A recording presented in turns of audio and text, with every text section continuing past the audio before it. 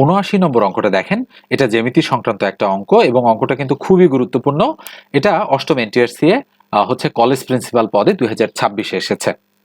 তো বলা হচ্ছে এবিসি ত্রিভুজে এবি ইকুয়াল টু এসি এবং কোণ বি ইকুয়াল টু 40 ডিগ্রি হলে কোণ এ এর মান কত। সুন্দর একটা অঙ্ক কিন্তু এটা, এবং এখানে গুরুত্বপূর্ণ একটা বৈশিষ্ট্য দেওয়া রয়েছে যে এবি এবং এসি পরস্পর কি পরস্পর সমান।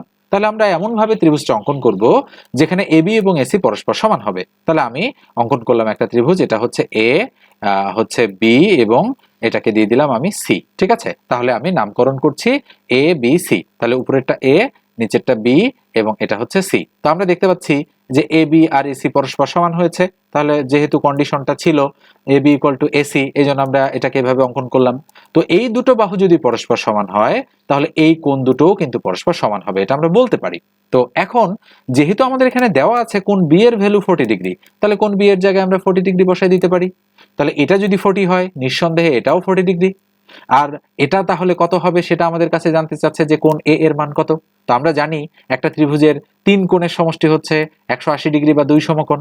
এই দুটো মিলে যদি 40 40 80 হয়, তাহলে এখান থেকে যদি আমি 80 ডিগ্রি বাদ দিয়ে দেই তাহলে থাকবে কত কোণ এর মান হিসাবে? অবশ্যই 100 ডিগ্রি। তাহলে আমরা বলতে পারি এ এর ভ্যালু 100 ডিগ্রি, যেটা গ নম্বরে রয়েছে।